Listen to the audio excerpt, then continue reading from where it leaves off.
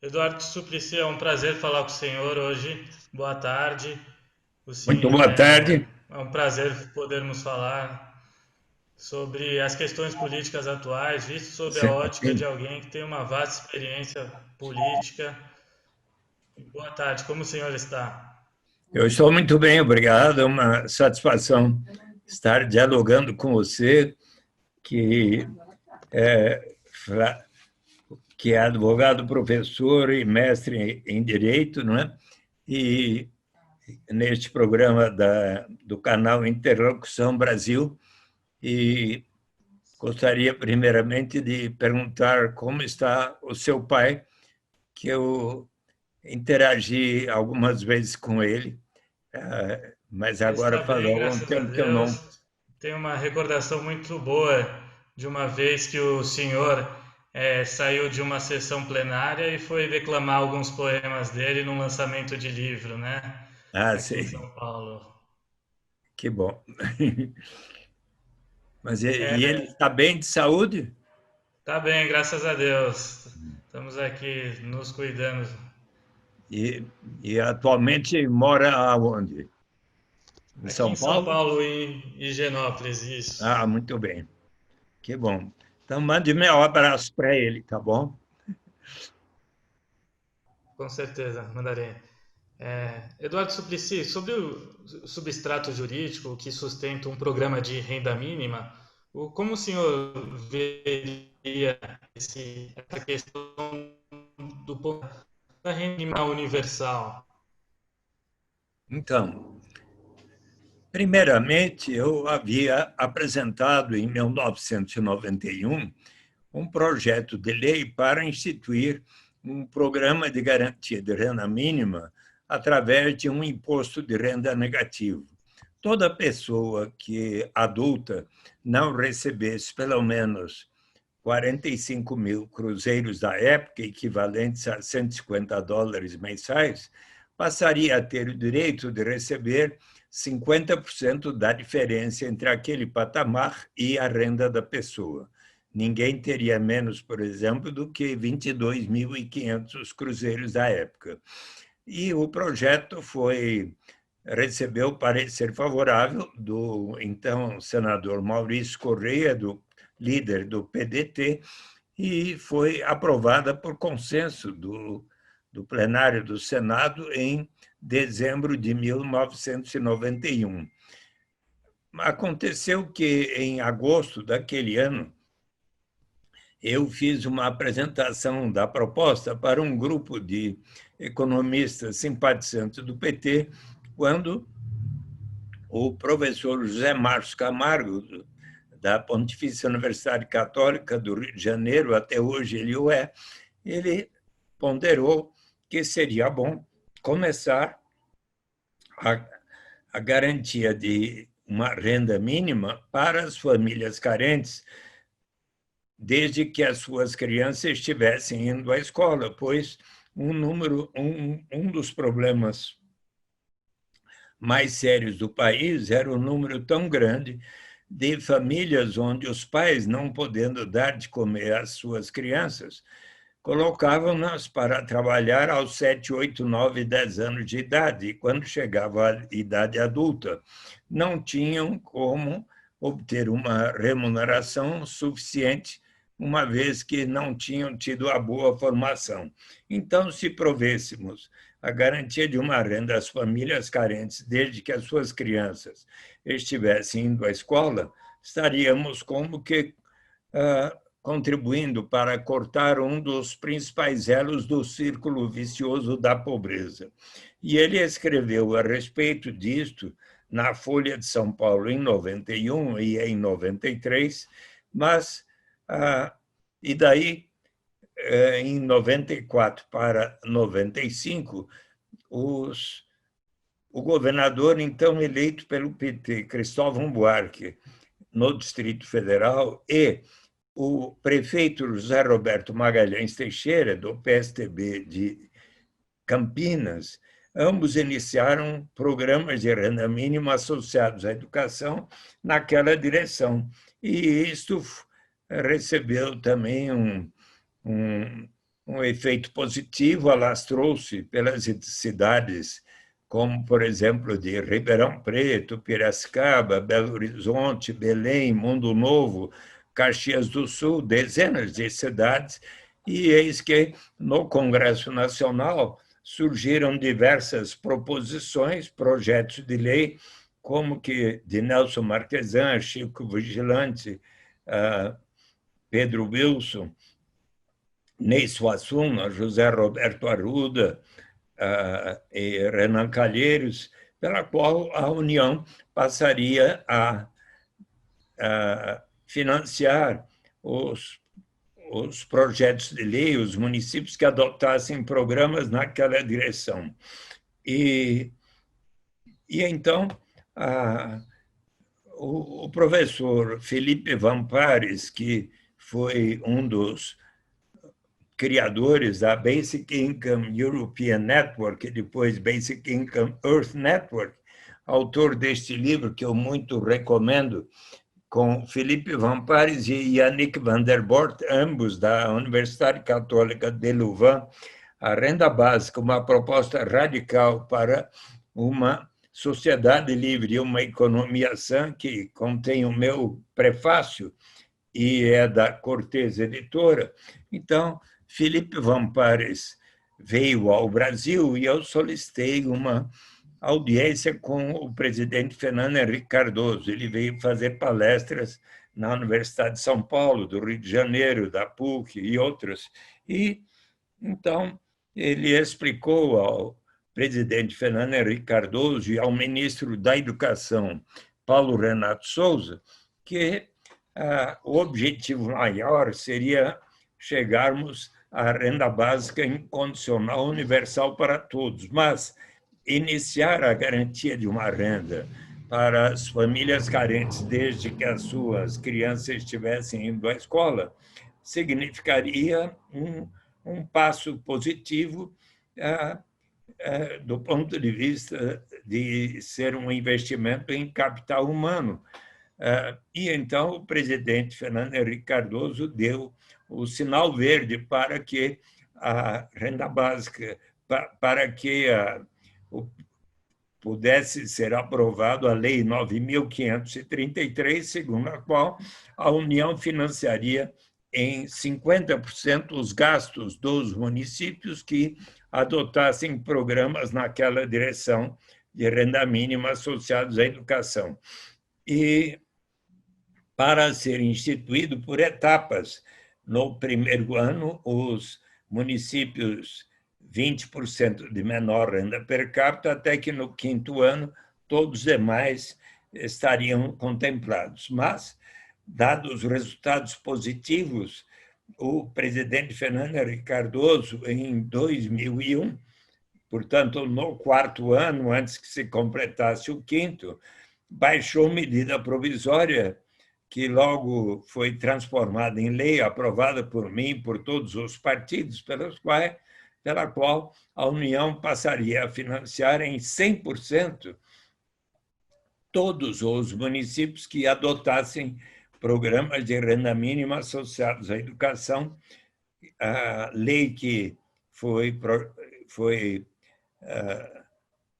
homenageou o prefeito José Roberto Magalhães Teixeira, que havia sido pioneiro e havia falecido recentemente, e também o projeto, aquele método passou a se denominar Bolsa Escola, em homenagem ao governador Cristóvão Buarque, que havia assim denominado o programa. E aí, 6 meses depois, foi instituído o Bolsa Alimentação, relacionando também para as famílias cujos pais levassem as suas crianças até 6 anos de idade para tomarem as respectivas vacinas nos estabelecimentos de saúde pública. Logo depois veio o auxílio gás, R$ 15 por mês para as famílias carentes adquirirem o gás de cozinha. Daí, em 2002, foi eleito o presidente Lula, que primeiro desenvolveu o programa Fome Zero. Em abril daquele ano, o José Graziano da Silva, ministro do Combate à Fome, em Guaribas e Acauã, eu estive lá quando ele apresentou e iniciou o programa Fome Zero, com um cartão alimentação de R$ 50 por mês para as famílias carentes, que só poderiam ser gastos em alimentos. Mas chegou outubro de 2003, mediante a recomendação de um grupo interministerial, o presidente Lula resolveu unificar e racionalizar esses 4 programas que eu mencionei: Bolsa Escola, Bolsa Alimentação, Auxílio Gás e o cartão alimentação, no que veio a ser chamado de Bolsa Família. Em 2003, havia, em dezembro, 3,5 milhões de famílias contempladas. Em 2014 para 15, 14.200.000 famílias contempladas. E a expansão do Bolsa Família contribuiu para que, gradualmente, de 2003 para 2014 e 15, se diminuísse o grau de desigualdade no Brasil, bem como a proporção de pessoas em pobreza extrema, até o ponto de a ONU ter qualificado o Brasil em 2014 e 15 como tendo já conseguido acabar a pobreza extrema, a fome. Mas, nesses últimos 4 anos, 2016 para cá, não houve tanto o decréscimo da desigualdade e também da pobreza extrema, em virtude da recessão e desemprego que aconteceu. Mais e mais, estudando este tema e vendo os seus fundamentos, eu fiquei persuadido de que, melhor do que a garantia de uma renda mínima associada à educação e à saúde e através de um imposto de renda negativo, seria nós termos a renda básica como um direito à cidadania universal e incondicional. E apresentei um novo projeto de lei no Senado Federal em dezembro de 2001. Foi designado, então, o relator, o senador Francelino Pereira, ex-governador de Minas Gerais, ex-presidente da Arena, então, no PFL, que disse a mim: Eduardo, eu estou com 81 anos, não vou ser mais candidato e gostaria de estudar seriamente a sua proposta.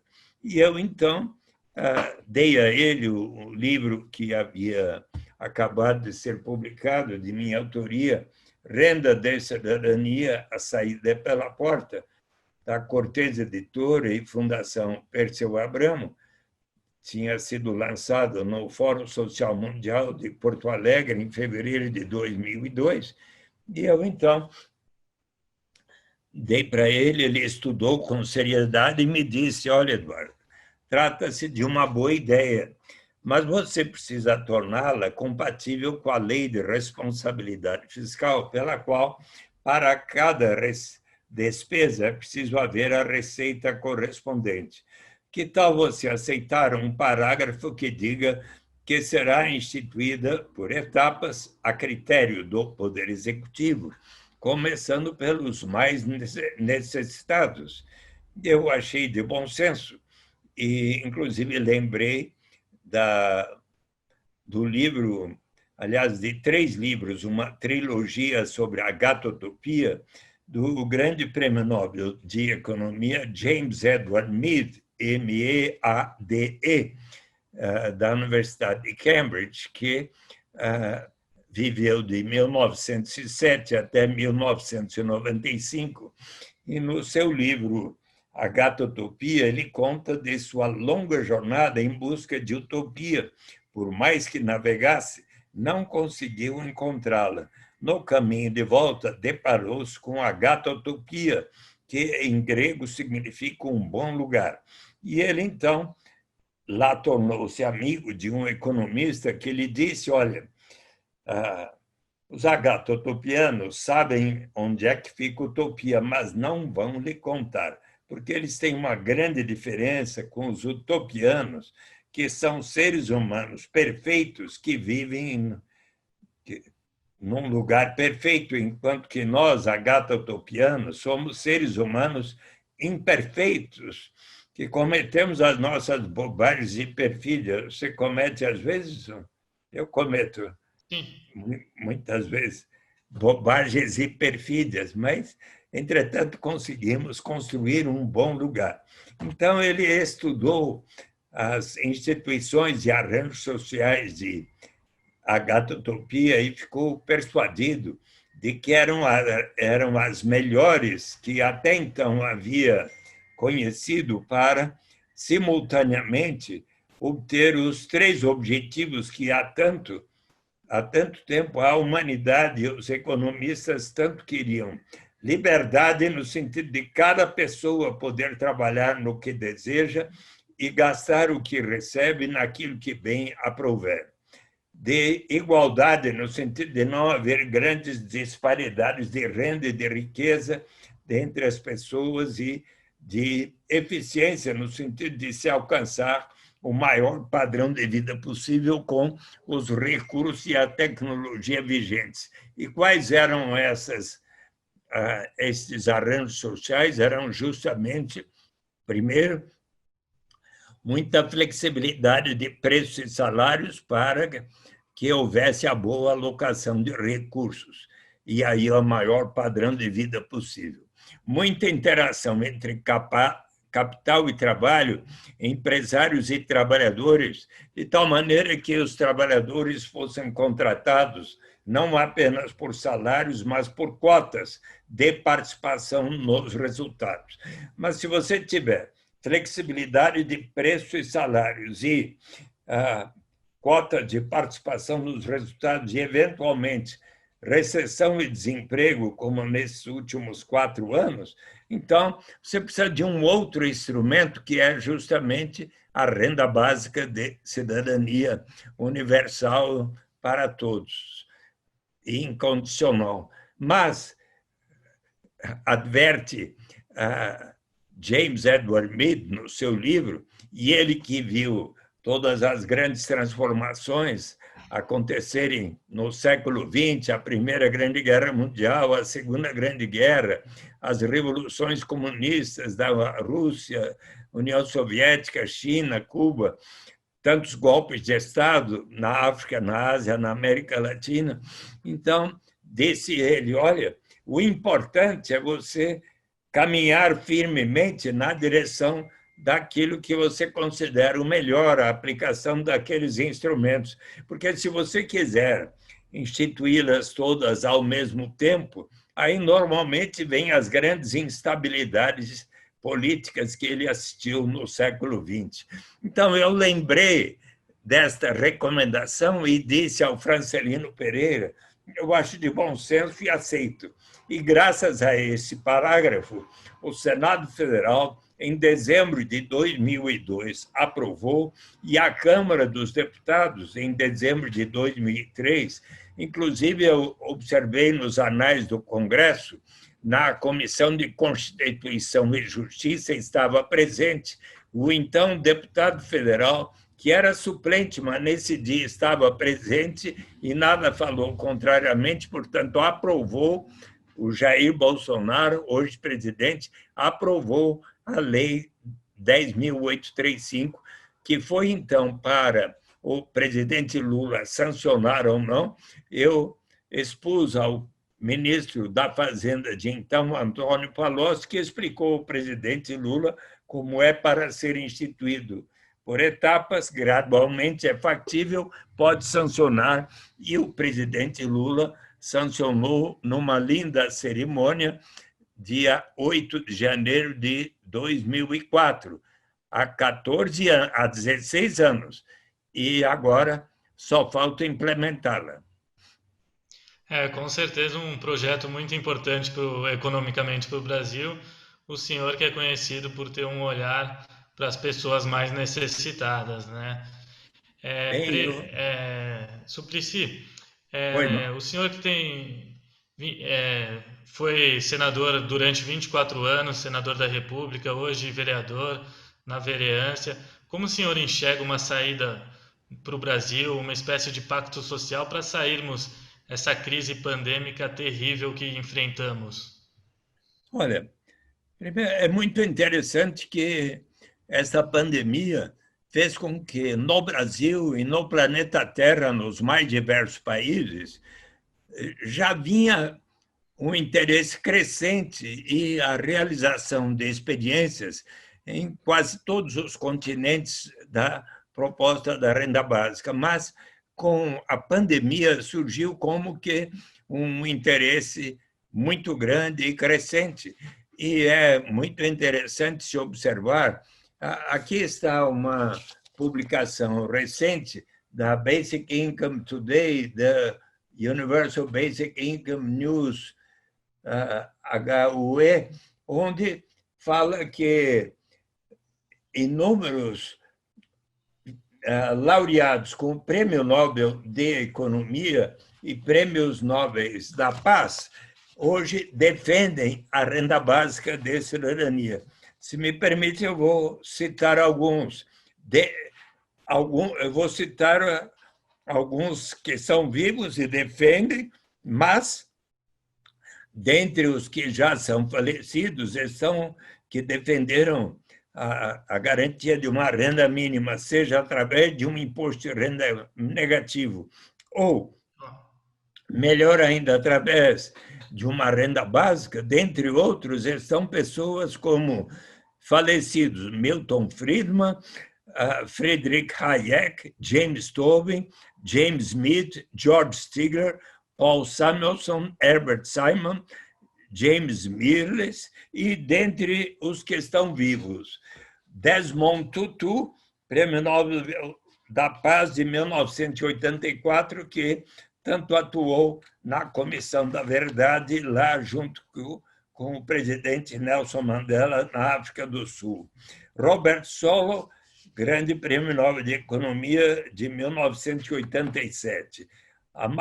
Esse é vivo ainda, né? Amartya Sen, de 1998, grande Prêmio Nobel de Economia. O Vernon Smith, Prêmio Nobel de Economia de 2002. Daniel McFadden, de 2000, Prêmio Nobel de Economia. O Prêmio Nobel da Paz de 2006, de Bangladesh, criador do Grameen Bank, o banco do vilarejo de microcrédito, que esteve no Brasil diversas vezes, Mohammad Yunus, eu, inclusive, fiquei amigo dele, fui a Bangladesh, e ele, ainda no ano passado, numa revista hindu, ele diz que, dada a evolução da tecnologia, da velocidade com que avança a inteligência artificial, e com agora os carros que vão andar sem motorista e tantas outras coisas, é necessário a instituição da renda básica universal. Peter Diamond, 2010, também a favor. Christopher P. Seyrides, Prêmio Nobel de Economia de 2010, o Angus Deaton, de 2015, e os dois do ano passado, aliás, são três, mas o Abhijit Banerjee, da Índia, e a sua esposa, Esther Duflo, que no seu livro mais recente dedicam muitas páginas para afirmar como a renda básica é fundamental. E, então, sabe que, relacionado na sua pergunta, será que é possível chegarmos a um entendimento suprapartidário, governo e oposição? Você sabe que no dia 21 de julho último, formou-se no Congresso Nacional a chamada Frente parlamentar em defesa da renda básica, que está sendo presidida pelo jovem deputado federal de Pernambuco, filho do ex-governador Eduardo Campos, o João Henrique Campos. Ele foi eleito presidente da Frente Parlamentar em Defesa da Renda Básica, já tem 220 parlamentares dos 23, dentre os 24 partidos existentes no Congresso Nacional. Por enquanto, só o Partido Novo não assinou, mas todos os demais partidos, seja o PSDB, o PFL, o PT, o PSOL, enfim, todos estão ali participando.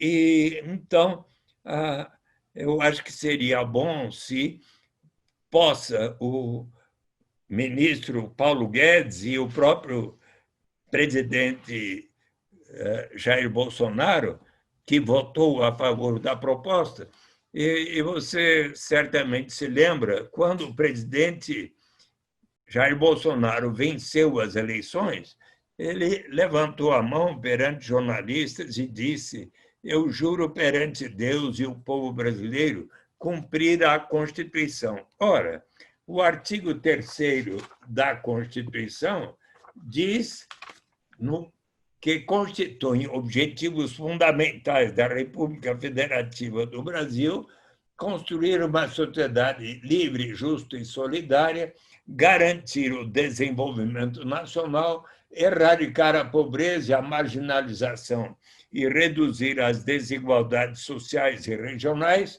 e promover o bem de todos sem preconceitos de origem, raça, sexo, cor, idade e quaisquer outras formas de discriminação. E, ademais, o presidente Jair Bolsonaro, quando da campanha eleitoral, ele entregou ao Tribunal Superior Eleitoral um programa de governo onde ele afirmava que iria prover a garantia de uma renda mínima a todas as famílias brasileiras, como argumentam os pensadores liberais, tais como Milton Friedman. E é verdade que Milton Friedman, no seu livro Capitalismo e Liberdade, observa que procura argumentar que o capitalismo seria o sistema mais compatível com a liberdade do ser humano, mas que, entretanto, não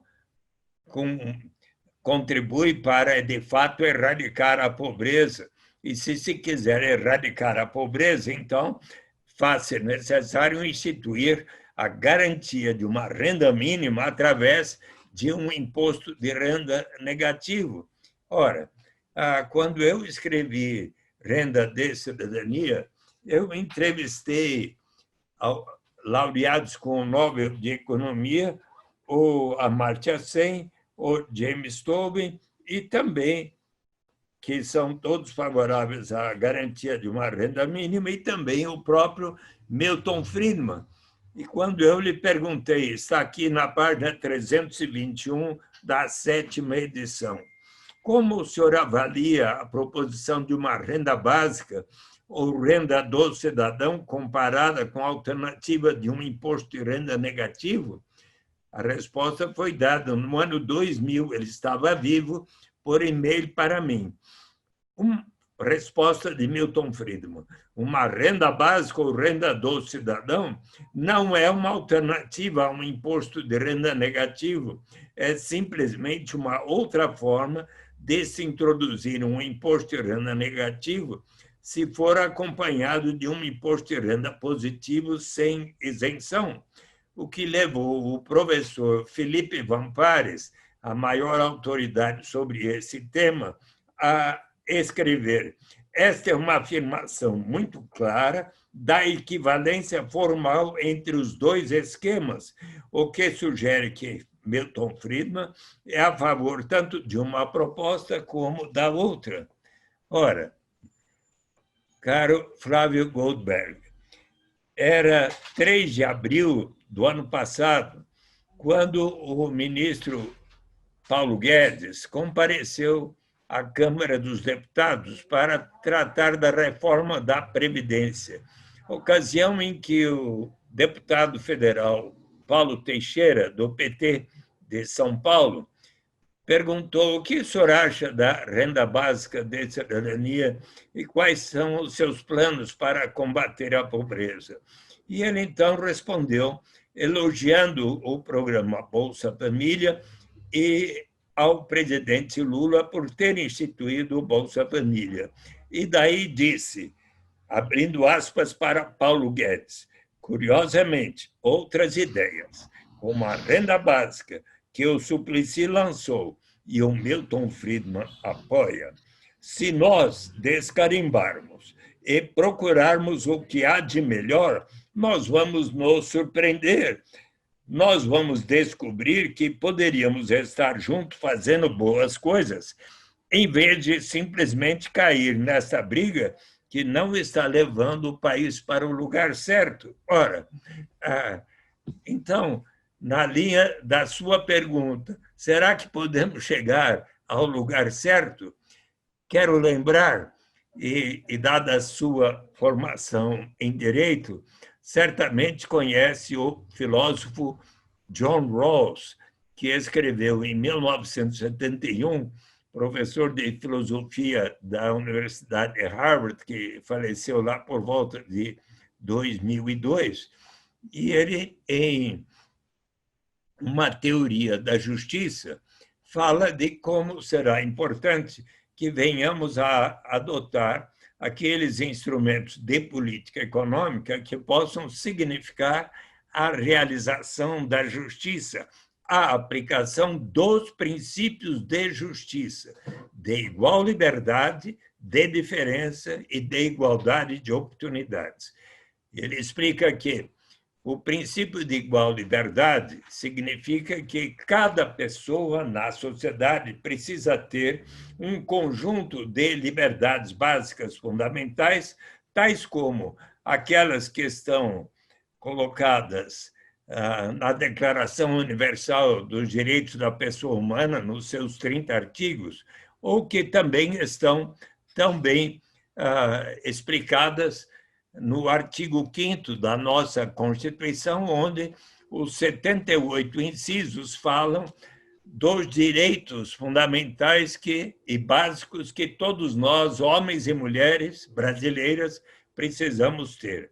E, portanto, o princípio de igual liberdade diz que cada pessoa precisa ter um conjunto de liberdades básicas fundamentais que deve ser estendido a todos na sociedade.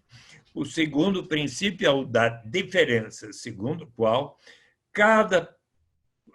qualquer diferença socioeconômica que porventura exista na sociedade só se justifica se for em benefício dos que menos têm e de maneira a prover igualdade de oportunidades a todos na sociedade, que é o terceiro princípio da igualdade de oportunidades.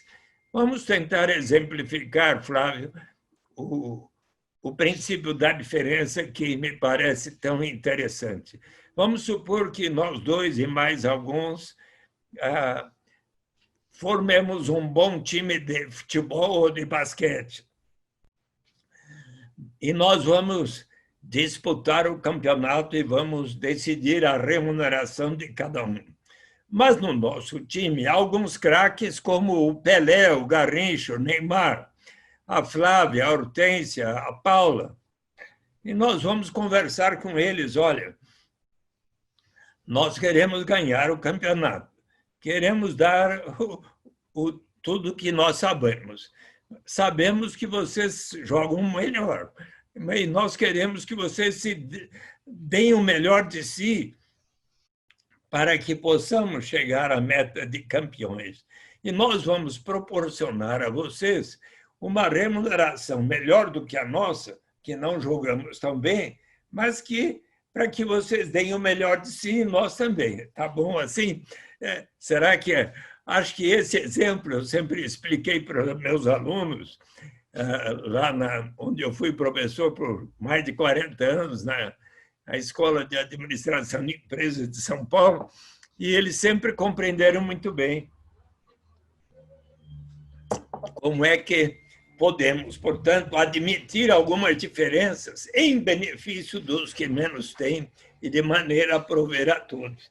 E no seu livro Real Freedom for All, e também neste livro Renda Básica, uma proposta radical para uma sociedade livre e uma economia sã, o professor Felipe Van Pares explica muito bem que o John Rawls exemplifica como um instrumento de política econômica que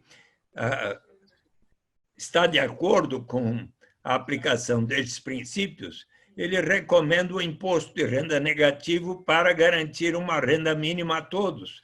E o Felipe Van Pares, ele diz que melhor ainda do que o imposto de renda negativo para se garantir uma renda igual para todos, será a renda básica de cidadania, que é paga antecipadamente, se sabe que vai pagar igual para todos, e não só depois de observar o quanto que uma pessoa ganhou, seja no mercado formal ou informal, com toda a dificuldade burocrática de se saber quanto cada um ganha, além de termos também o problema de, muitas vezes, haver um estigma, o sentimento de vergonha de uma pessoa precisar dizer: olha, eu só recebo tanto e por isso mereço tal complemento de renda. Então, nós explicamos que a renda básica de cidadania tem muitas vantagens em relação aos demais instrumentos de transferência de renda, seja como o Bolsa Família, seja como o atual auxílio emergencial, que tem causado, por exemplo, aquelas filas enormes diante da Caixa Econômica Federal e com dificuldades. Será que todas as pessoas realmente que estão recebendo estão em famílias que ganham até 3 salários mínimos ou não? Então, que diferenças há, que vantagens há para a renda básica de cidadania em relação a estes outros programas? Se você quiser e tivermos tempo, eu posso explicar. Será um prazer. O senhor se torna, com certeza, uma referência pela renda básica, uma referência nacional e até mundial. Seu nome é de muita expressão, não só no Partido dos Trabalhadores, mas como um viés de esquerda aqui em São Paulo. Acho que o teu é o nome mais expressivo. O senhor não acharia útil uma candidatura sua para a Prefeitura de São Paulo? Eu considerei ser candidato a prefeito e, inclusive, me inscrevi como pré-candidato. E eu queria muito que houvesse uma prévia realizada com os quase 180 mil filiados ao Partido dos Trabalhadores. E, na verdade, eu havia sugerido que nós pudéssemos ter uma escolha ampla.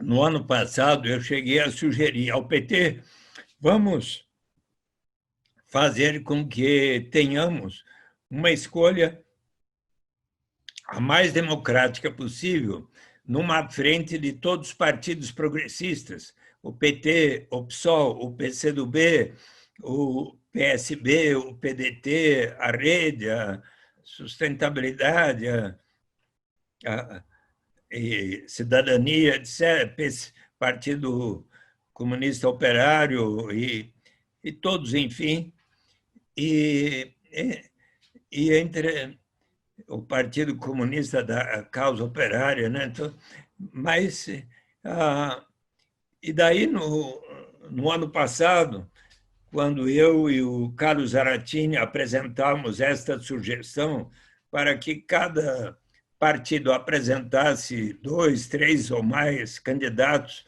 e daí convidássemos a, a população, os eleitores, não apenas os filiados a nossos partidos, mas a toda a população, para escolher dentre aqueles que estavam inscritos qual deveria ser o candidato a prefeito ou a prefeita e vice, respectivamente. E daí eu e Zarattini apresentamos isto numa reunião dos diretórios regionais. Havia lá mais de 300 pessoas.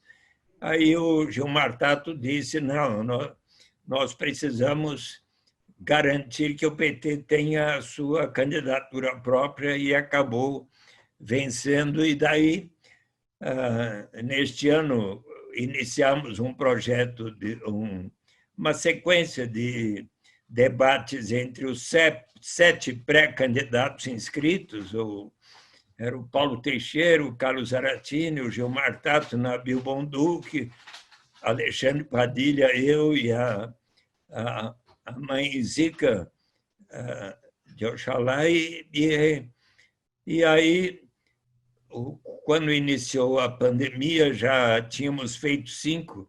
Quando houve o penúltimo debate, eu resolvi, porque eles resolveram que apenas 660 membros dos diretórios regionais iriam participar da prévia.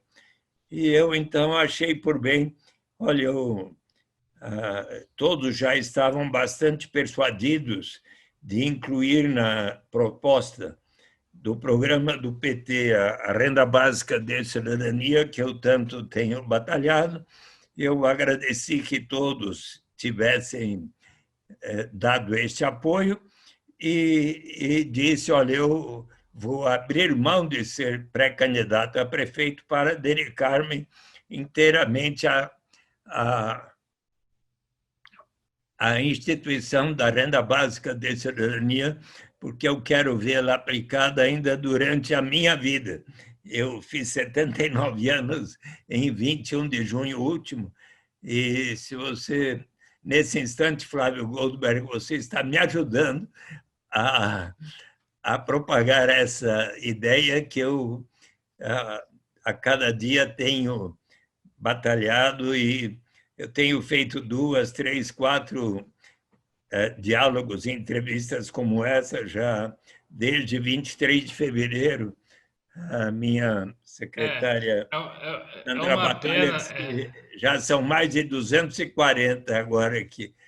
E eu não vou descansar até que tenhamos... Você sabe que há poucos dias atrás, o Gilmar Tato observou, se fizermos uma prévia do PT, PSOL e PCdoB para a escolha, seja de Gilmar Tato, de Guilherme Boulos ou de Orlando Silva, eu acharia bom. Ele disse, eu até achei ótimo. E conversei esses dias com essas 3 candidaturas e tudo, só que até o dia 16 de setembro fica meio difícil, porque é o último dia em que precisam as candidaturas estarem registradas. Mas eu gostaria muito que tivesse sido realizada uma prévia e dessa natureza, né? Se de É uma repente... pena, porque eu tenho a certeza que a grande maioria, não só dos eleitores de esquerda, mas o São Paulo vê o seu nome com uma expressividade que merecia estar à disposição das urnas. Mas tenho certeza que o senhor irá realizar o seu trabalho sobre a renda básica com a melhor forma possível. E eu agradeço a aula que o senhor deu, Eduardo Suplicy, aqui para nós, que é um prazer lhe ouvir sempre, e foi uma verdadeira aula. Eu fico grato. Muito obrigado. Mas falta lhe contar a principal vantagem da renda básica. Posso falar? Então me conte. É Lógico. do ponto de vista da dignidade e da liberdade do ser humano, de que nos fala o grande Prêmio Nobel de Economia, Amartya Sen, em Desenvolvimento como Liberdade. Ele conta que, quando era menino, seu pai era um bom professor na Índia, vivia numa boa casa, e certo dia ele estava brincando no jardim de sua casa, e eis que, de repente, entrou um homem gritando por socorro. Havia sido esfaqueado nas costas. E ele chamou por seu pai e acompanhou seu pai levando aquele trabalhador Kader Mia para o hospital. No caminho ele disse: bem que minha mulher tinha me avisado para não vir a este lugar tão perigoso, caracterizado por lutas étnicas, mas eu não tive outra alternativa, senão de, neste bairro, encontrar um trabalho que pudesse dar o sustento da minha família.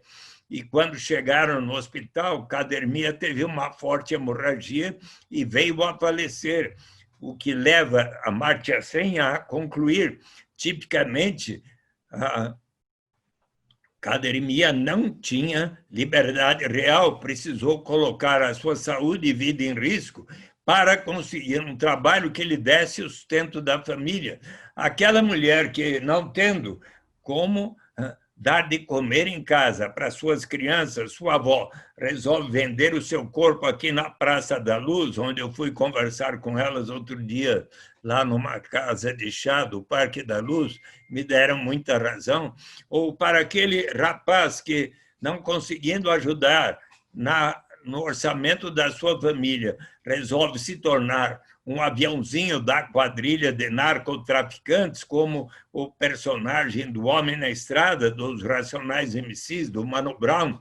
O dia que houver para si e cada membro da sua família uma renda básica suficiente para atender suas necessidades vitais, esta pessoa vai ganhar o direito de dizer: não, agora eu não preciso aceitar essa única alternativa que me surge pela frente, mas que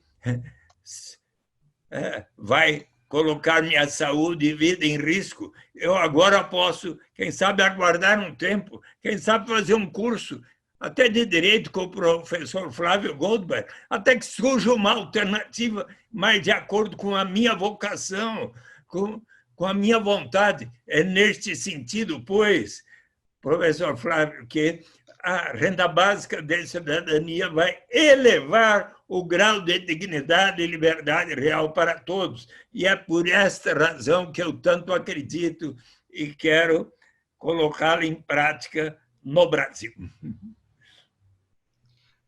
Parabéns pela atitude, eu fico muito feliz de ver o seu entusiasmo e eu acredito que com certeza verá sendo aplicada no Brasil em pouco tempo. Suplicy, muito obrigado pela entrevista.